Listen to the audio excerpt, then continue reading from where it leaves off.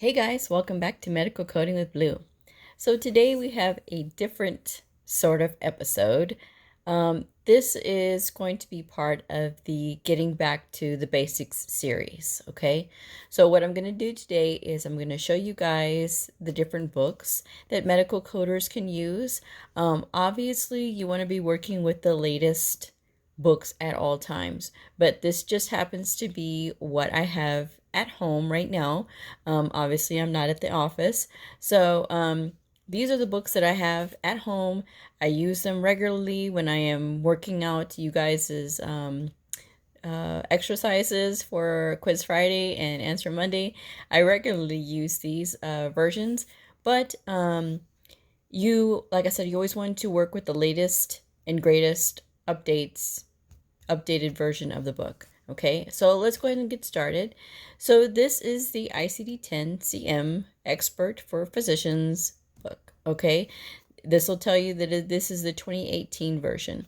All of your diagnoses are housed in this book. Okay, and it tells you right here that these are the official codes valid from October 1, 2017 through September 30th, 2018. Okay, so obviously in October we get the new set of updated codes and everything. So, but this is all of your diagnoses. Now, we're not going to explore the book today, okay? All I want to do is just show you what the books look like, because if I start opening the books, we could be here all night, okay? So, I just wanted to show you what it looks like on the outside. All right, so this is your diagnosis book, okay?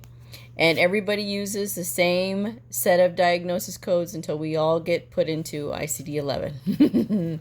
Okay, so that's that one. Next up is the CPT book, okay, current procedural terminology. This is where all of your procedures are housed, where this is the outpatient side, okay, just so you know. There are two different versions of this book, okay? This is the professional edition, okay? And this obviously tells you that this is the 2018 version. And this book is different from the expert version, which I'm going to show you next. But this is a book that I prefer to use just because I'm more comfortable with this one. I've used it a lot.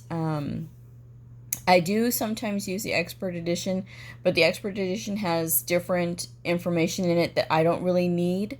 This one has more of the information that I like to have on hand. So when you are going to go take your exam, remember that there are two different versions of this book. So please pay attention to which book you need, okay?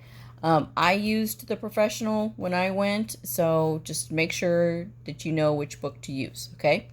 So this is the outpatient procedures and evaluation and management for both inpatient and outpatient are also housed in this book, okay? Only because they house everything, all the E&Ms in one place, okay? So next up is the expert edition, okay? So this is a CPT book, but it's just the expert edition. The other one that I just put away is the professional edition.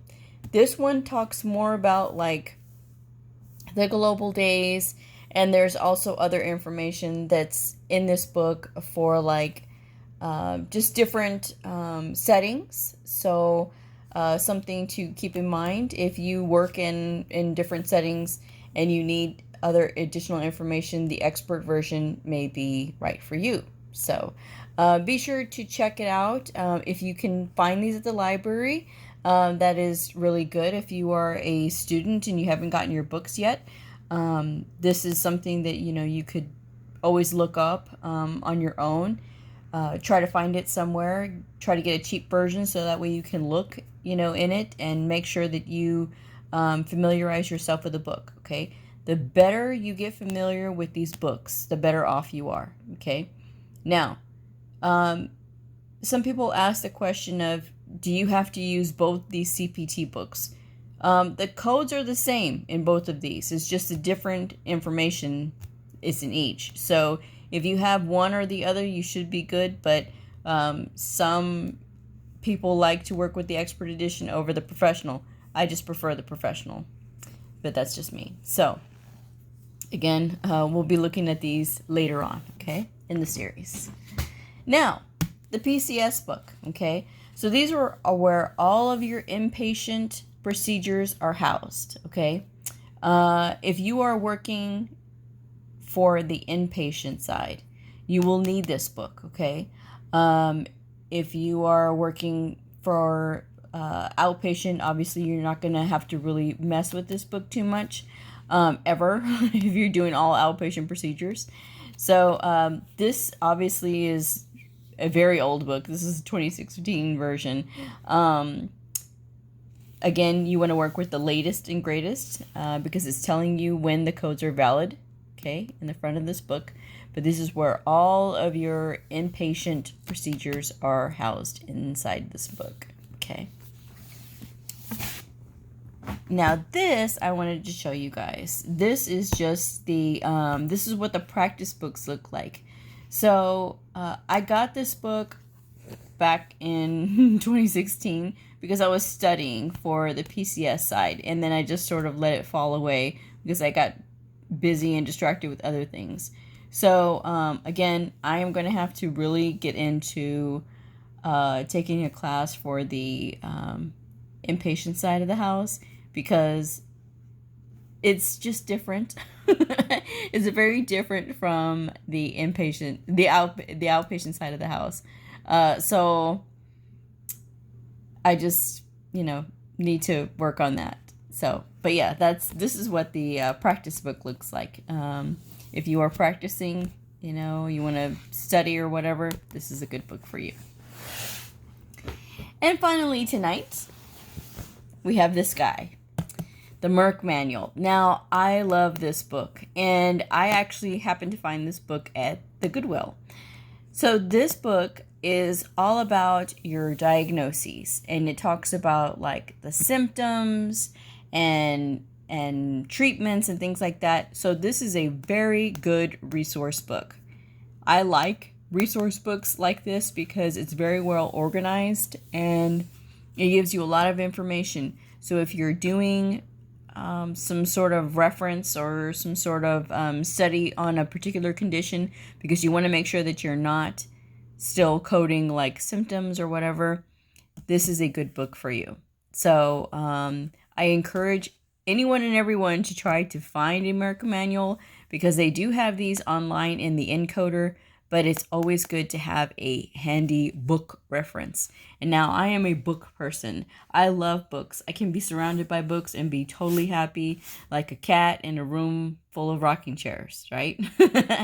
So it's just easier for me to actually look through a physical book rather than to flip online and try to find, different websites or whatever.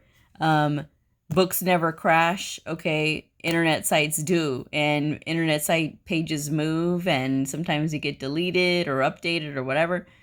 Does not happen with a physical book. So this is why I always will advocate for trying to find good books to educate yourself or arm yourself with when you need to go and defend yourself in an audit. Okay, so that's my episode for tonight. Again, just show and tell with some of these books. I hope you enjoyed it. I feel like a radiocaster because I'm just talking and I'm not actually sitting in front of the camera this time. It's just the books that are on display. All right, well, I will see y'all for tomorrow's episode of an episode that I'm putting together still. And if you guys have any more questions, and thank you everyone who has been submitting questions. I am going to have a really great Q&A Tuesday coming up. I am so excited about that. All right, so if you have any other questions, just let me know. I will include my email address down in the description box below. And I'm going to go ahead and wrap this one up. So if you are a medical coder, a medical coding student, somebody curious about the fascinating world of medical coding, a provider or a nurse, I invite you to like and subscribe and follow me on my journey in medical coding. All right, well, I will see y'all next time. Bye.